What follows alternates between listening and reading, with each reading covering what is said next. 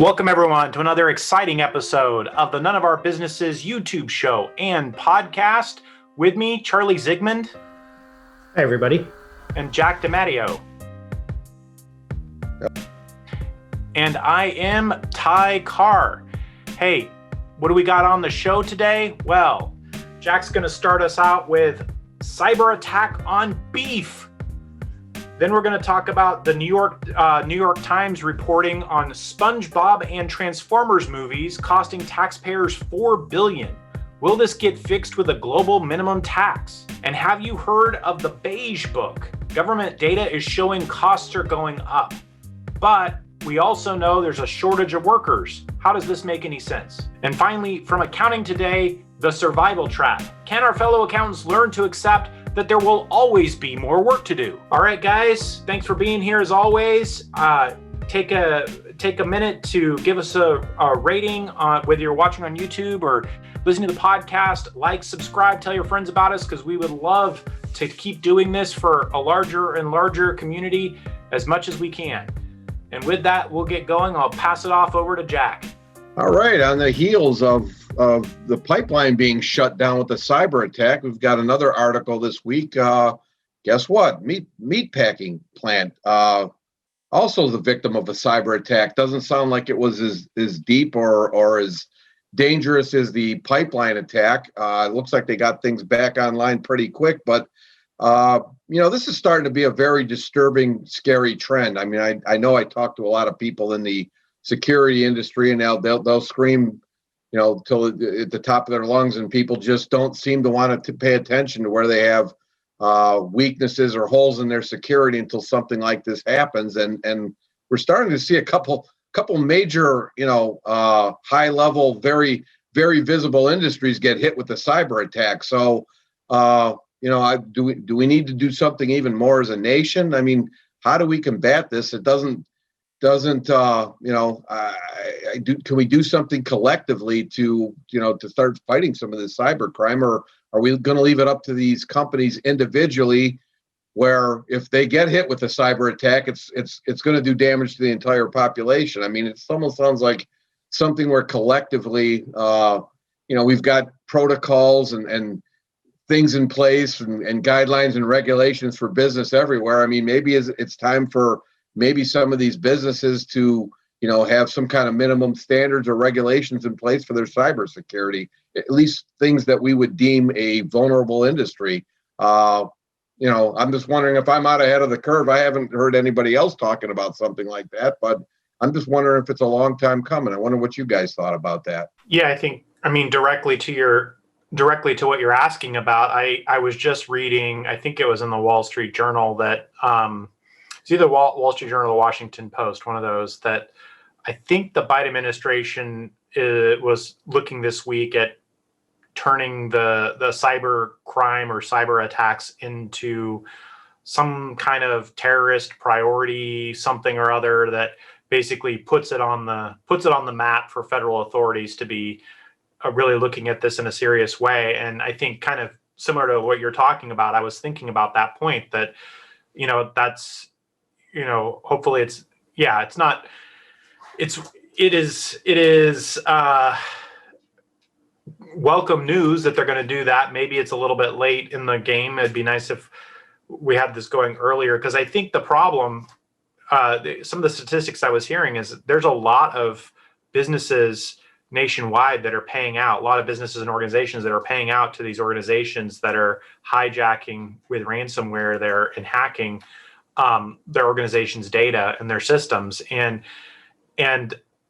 I think the problem is that with all that money being made by criminal organizations doing this, it creates an industry for it. And so I think it's one of those things that perpetuates itself. It's like broken windows theory, right? I mean, it's if the cyber world is kind of a junkyard, then it starts to attract more and more of that element, looking for those opportunities. But from just a strict business sense, I mean, if you allow an industry to emerge, you've got a lot of players that are out there that are out there engaging in this kind of activity because it's profitable and it builds infrastructure to engage in this activity. I mean, some of the things I was reading a few weeks ago, I mean, there's things like the primary hackers can buy the services of other hackers on the dark web and or the modules or the code that allows for these kind of cyber attacks and ransomware on the dark web, and then deploy it. So basically, there's like a distribution channel to this now, right? I mean, it's ridiculous. Yeah, I think it definitely, the government needs to get into it and needs to go after it to quell the industry, quell the distribution channel from being made, quell the prevent or limit the amount of upside that people are seeing there. Yeah, I am jumbling all my words, but it's just, yeah, I think it's all comes down to this point that it is a problem that it is been allowed to incubate. This whole thing has been allowed to incubate without much actual intervention by government on this. And by the way, I would say, I think we talked about in the last episode ransomware hitting East Coast fuel pipeline, and while that seemed bad in the abstract, when they go after beef, they're hitting me right in my heart. So that's a real that's a real major issue for me. No, I think you hit the nail on the head. Yeah, I mean, the government's got to do more at stopping this. I think that's true at the enforcement level of prosecuting these. So I think getting it into a federal crime is crucial. I think also, just like we have building codes, I think that if you're going to have an industry and a company that's large enough, there should be some level of minimum that is acceptable in terms of cybersecurity programs in place. I don't know who should be enforcing that sort of thing or whatnot, but it just seems like if you are providing a basic need like beef or like oil, there should be a central interest in keeping that secure. Probably through some form of cybersecurity audit or something similar. But yeah, it just seems like the government could be doing a lot to kind of progress that. Well, we keep hearing that the wars will not be fought on battlefields. This is kind of the new paradigm shift. That's where they're going to cripple you. That's where they're going to hurt you. They can do it with these cyber things, and that's where, I'm not the kind of guy that comes out here looking for a government program for everything, but they just seem to have the wherewithal to be able to organize something and start getting some standards in place. And if they're, elevating these high profile cyber attacks to something that they can do, collectively in the full, force and power of the government, that may be, a good place for them to do it. And like Charlie, like you get these enforcement agencies and, things change over time. 50 years ago, no need for this. 20 years ago, no need for this. But I mean, times have changed, and so much of our life is tied to technology, and we're so prone to these types of attacks that, it's maybe time to revisit that. But what do you have for us this week, Charlie? Yeah, so I've got another article, just speaking of governments.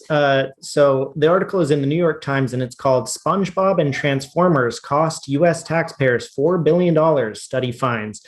And so what the study looked at is basically Viacom CBS's use of a labyrinth tax shelter to basically sell licensing rights to their intellectual property to offshore entities that have a lower tax rate than what the U.S. does. And so the article just looks at kind of what the effect is on the U.S. taxpayer. And most of these entities didn't have a single employee. There were Dutch subsidiaries. There were, I believe it said in Barbados and in a couple of other kind of exotic places that are known as tax havens. And there's disagreement about, basically a Viacom rep says that they fulfilled all their tax obligations in all of the different areas in which they operate. But the article says that they have not done that, and that it's that moving money between your subsidiaries is tantamount to moving a dollar from your left pocket to your right pocket. And so since nothing happened, then there shouldn't be a tax savings associated with that dollar to dollar movement. And so I kind of want to get your guys' take. All of this comes on the heels of Biden proposing this global minimum tax rate. And so I'm going to get your guys' take on whether or not you think a global minimum tax rate is the correct way to stop this issue, or if perhaps there's another approach altogether that the government should be considering. What do you guys think? Yeah, I think picking up from our conversation previously on a prior episode where we talked about that global minimum tax a little bit, I do think that a global minimum tax rate would theoretically solve this, but I don't think I don't think it'll work. I don't think they'll get that passed. So it's like, yeah, it's like a solution. It's a hypothetical solution that would solve these kinds of things, but an unlikely thing to get passed. It's interesting because I was also reading more on the last time we talked about the global minimum tax rate. We brought it up in the context that Janet Yellen was just kind of out talking about it to other countries, and it sounded at first to me when I heard it like, oh, just kind of a passing idea out of the Biden administration, and then like you just said, Charlie, in the last week or so here, we've heard and the Biden administration is making this a priority, and they're actually like they are really going for it. They're really going to try to do it. So yeah, I hope I'm wrong. I hope that my skepticism on the practicality of making that work is wrong, and that is something that could solve things. One of the op-eds that I read about this kind of pointed out that that big multinationals don't locate their operations overseas just because of taxes, and that's true. I mean, we know we've worked with companies that locate in jurisdictions in Eastern Europe and India and the Philippines and stuff like that, because there is talented lower cost labor as well in those countries. And so the multinationals locating operations in foreign jurisdictions isn't entirely driven by tax, but the scenario that you just described, where they're like routing things through subsidiaries in Barbados and stuff like that, that's hard to believe that that's about labor and more about a little more tax trickery. And so a global minimum tax that was enforceable and actually operational across all the jurisdictions that this kind of stuff is being done would of course fix that if practical. Oh, the other thing the op-ed that I was looking at was talking about was go figure that Ireland was not in favor of the global minimum tax. Ireland has been one of the known tax havens in Europe for having a lower corporate tax rate to try to bring things that direction. So yeah, that's my limited thoughts on the subject. I remember having that conversation a couple of weeks ago and saying basically the same thing. Yeah, it might work, but good luck getting it passed. And you still might. Yeah, everybody's going to Ireland and that. But I mean, it leads me to believe, if you can't do it that way, if you're the United States, if it's, well, and they say in the article, well, they don't know if they did it legally or not, or if it's really, well, if they didn't, somebody's going to go in there and they're going to find out, and they're going to, they're going to charge them penalties or whatever they're going to need to do. But, I almost wonder it this way. I mean, look at it another way. Is there any company in the world that doesn't want to sell or do business in the United States? So the fact that, they want to pretend that their headquarters is in, Dublin, Ireland, or wherever else it may be, or they have all these shell companies, at some point, to be successful, they're going to want to do business in the United States. So maybe you start getting a little bit creative and looking at, okay, that's great. You want to exploit, either close the loopholes that allow them to do what they're doing now, or the other one is, well, you want to do business here, we'll zap you another way. Okay, you're not paying any tax, but guess what? We'll find another way. And I don't know what those are. I guess I'm not creative enough to think of that, but if you can't get global cooperation, I think we're all pretty much in agreement that good luck with that. Maybe work it the other way. At some point, these companies really need to do business inside the United States, and there may be other ways to get reap the rewards that way. Again, though, if the tax code says they can do it and they do it, more power to them. Either close those loopholes or find a creative way to level the playing field. But I can't say I fault them. That's just my take on it. Yeah, I'm with you. I think the only way to make this right is either fix those issues or I'm moving to Barbados. All right. Do you have another article we can talk about, Jack? Absolutely. The Fed came out with their beige book, and as no surprise to anybody, the cost of supplies has gone up, the cost of wages has gone up, and companies are still having a hard time finding workers. Now, I think, we've talked ad nauseum about those first two things, the fear of inflation, and we're really seeing it now. We're seeing the cost of just about everything going up, but that one where people cannot find workers. I mean, we were talking about business brokering a little bit earlier, and it is amazing what has become one of the big selling points for a company. What kind of employees am I going to get if I purchase this company? I actually have a deal going on now where, the fact that a couple of very qualified employees come along as part of the deal, that's one of the most valuable intangibles in that deal, because you can't find employees. I was having lunch with a small accounting firm today, and they were kind of saying that same thing, that you just can't hire anybody. So they're looking at, maybe they just have to acquire another firm to get the talent for growth, because it's very tough to grow without being able to find the employees. So I guess if I look at that article, the inflation, the price increasing pressure on wages and suppliers, I don't think should really surprise anybody. We've heard about it. We've all experienced and seen it. But the real trouble is we're not even what you would call it anywhere near full employment, and you already can't find workers. And again, it came up in that discussion again. At what point do we start redirecting resources and training people in fields where they can actually get jobs? I mean, we have these shortage of workers in something like accounting. It's not like accounting's going away anytime soon. It's just kind of crazy that there's a shortage of people in, accounting, computer programming. One of the suggestions we talked about is, if people are graduating universities and colleges with degrees where they can't be gainfully employed, it almost at one point, how are you going to monetize a degree like that? If you get a job in accounting, there's a good possibility you're going to get a job with gainful employment. If we want more people to graduate, with STEM degrees, then we should try to maybe, incentivize them to do that. If you want to subsidize a degree, maybe you subsidize those degrees heavier than these other degrees. And some of these other degrees that, quite frankly, I don't know that you can get a job in. Hey, you're on your own. You want to spend that kind of money and graduate with $200,000 of debt and can't find a job, then that's on you. But I mean, if we want to get more of these workers, graduated and channeled into some of these, other ones, maybe we start looking at creative ways to incentivize that.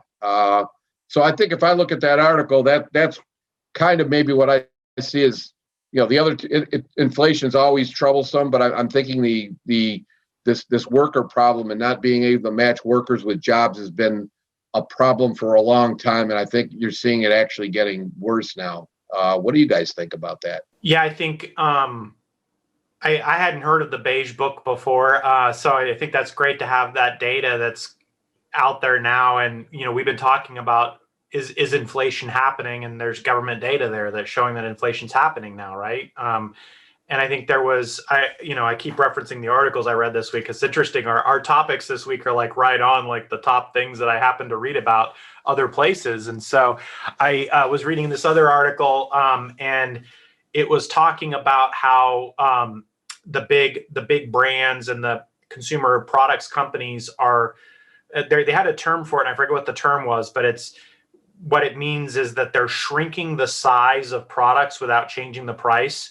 So basically, shrinkflation is it? Yeah. Okay. Thank you. Yeah. Thanks, Charlie. So yeah. And so they were saying that some companies were doing this in 2008, and that, this article had referenced that they knew this was now happening with a bunch of other companies. And, I was working with a client this morning that was asking me about, well, what are you seeing? Do you expect inflation to be occurring? Is it just people talking, or is it for real? And of course, I don't know for sure. I'm reading the same things that we're all reading, but I think, to me, I look at that as kind of a good barometer. Like, if the big companies are shrinking the size of what they're giving us for less money, things like paper towels and basic supplies, toilet paper and stuff like that, I think they think inflation is happening for sure, and they're facing some challenges with pricing of the supplies or raw materials that go into their products, of course, as part of that. So yeah, I think all of this is leading to it's no longer just a fear. It actually is occurring. It does seem that we are experiencing some inflation here. The data is showing it out. The companies are reacting in that vein. So that's that. I mean, there's some inflation going on, yes.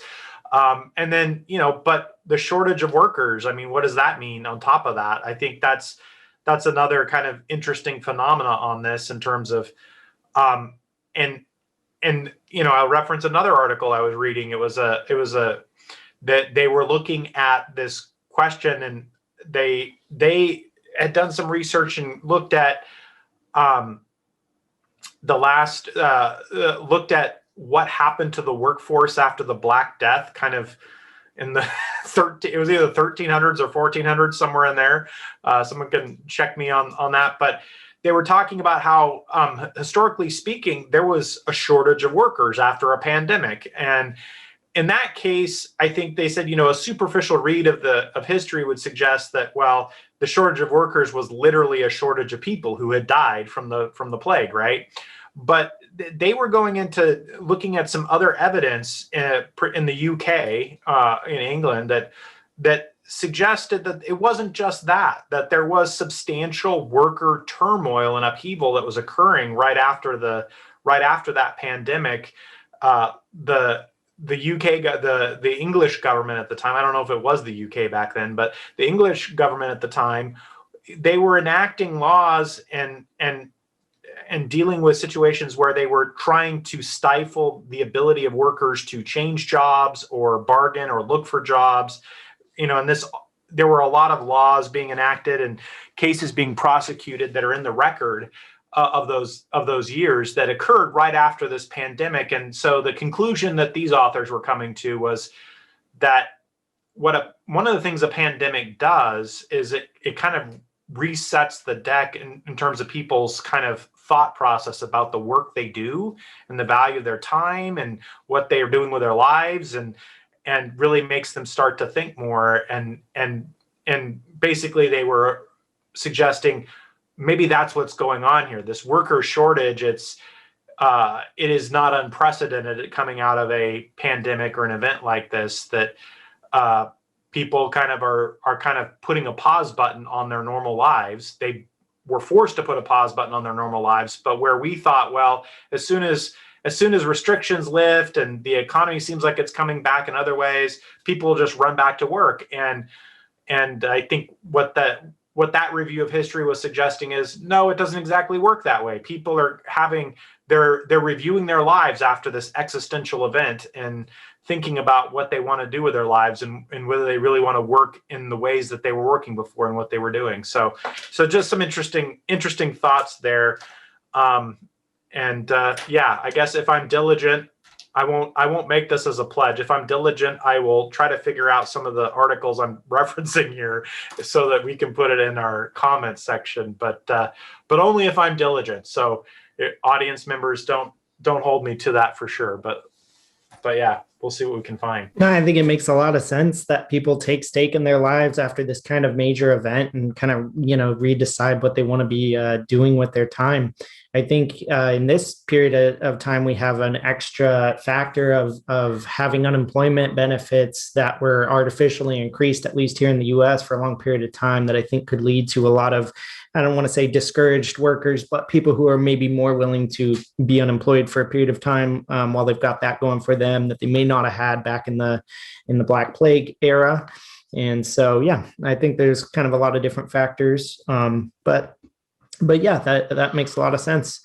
I've got another article we can talk about. Just speaking, I think it fits really well into what we're talking about here. Called it was in Accounting Today, and it was called "The Accountant's Survival Trap: 10 Ways to Escape." And so, what it looks at is this delusion that they believe exists in the accounting field, but also in other fields, about feeling like you're going to be done being busy a little bit later down the road. So tax season comes up and you're focused on that. And then when that's done, you're supposed to take a vacation.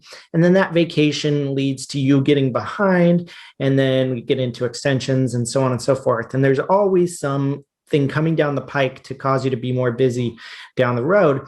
And so what the article says that you should do is that you should recognize this, realize that, and build your plan each day so with this issue in mind.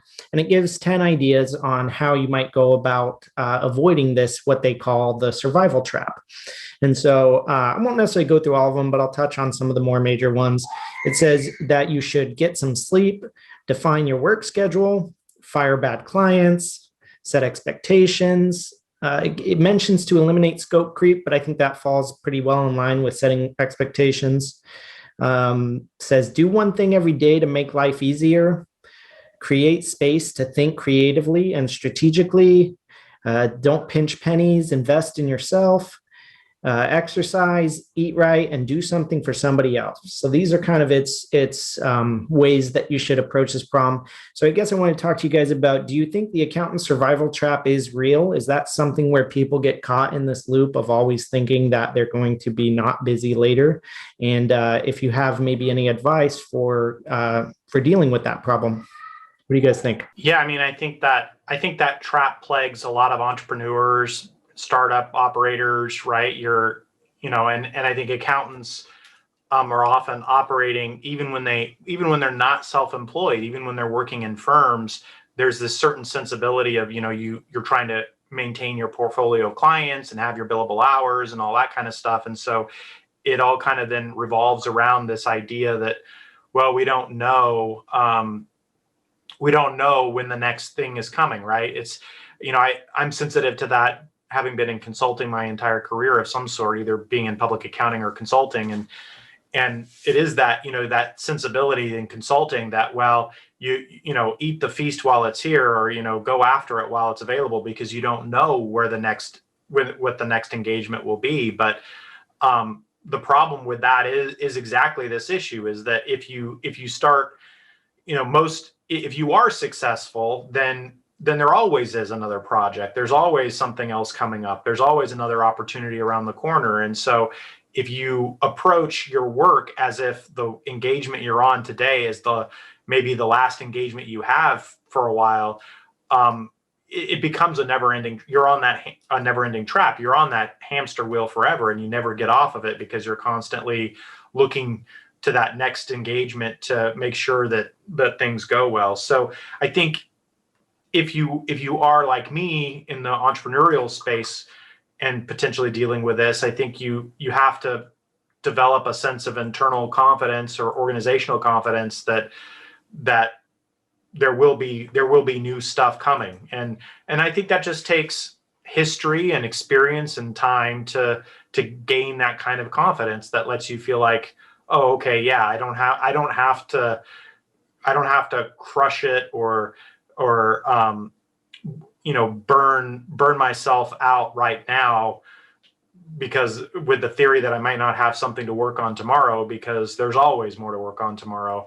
And you just have that sense from the experience that you've had. Yeah, this is, I got to say, this is one of the best articles we've had on here in quite some time. This one really hit home. And what impressed me about it was they just didn't, it was a holistic approach. I mean, they talked about, your personal health, getting the more sleep, getting the exercise, dealing with different things that you need to do. They didn't just look at it and look at one facet of it. I think this is a multifaceted thing. If you're not sleeping well at night, it's going to show up. I mean, and you get, the infamous scope creep. I mean, you've got to, you've got to kind of call those things out, or you have those toxic clients. I mean, if you keep them on board, they will wear you out 5 times faster than your other clients. And we're sitting there talking, and if you ever walked into the bar that has the sign that says free beer tomorrow, and that's the joke. Tomorrow never comes, and it's like what we're saying with this. It's like just when I can get past this, things will get easier. When I get past this, things will get easier. And Ty, I know exactly what you're talking about, because I've been living that. I mean, when you're consulting and you have an engagement, you're like almost paranoid to take a break from that engagement, or go on vacation, or take a few days off.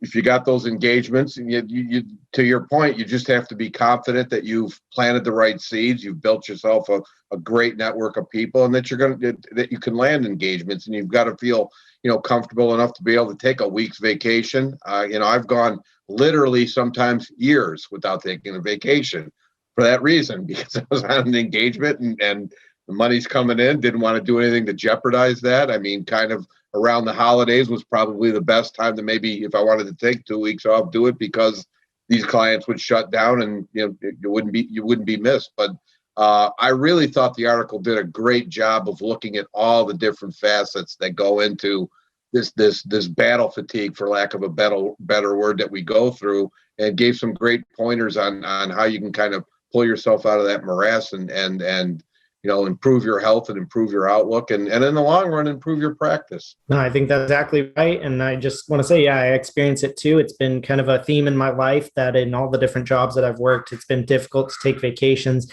a lot of times when you're on one, you feel stressed for having been on vacation while you could have been doing something else. And so I think that helps contribute to this whole trap. But I think these are some really good ways to deal with it. I like the idea, like you said, of dealing with it in a multifaceted approach, because it is that complex issue that, every part of your life kind of has to be in line with it. And then I think just learning to live while busy and accepting that you're going to always be busy and behind on certain things, and just dealing with the fact of that is another good strategy. Because once you can come to terms with the fact that there's always going to be a backlog, then I think that helps you to just accept it, prioritize, and work through what you can. And I think that's how I've tried to approach it. It's interesting. One of the things that they were talking about exercise, and since we all Zoom, I mean, it was, it used to be you'd come home right from work. I mean, I had a client that was 2 miles away. I'd come home and I'd exercise. Well, a lot of times now you got a lot of that stress in the early part of the day. With Zoom and working from home, you can go downstairs at lunchtime, get yourself in a little workout. And it's funny. Try it sometime. You'd be amazed how you'll come upstairs, how that afternoon will go better, because it will put you in a right frame of mind.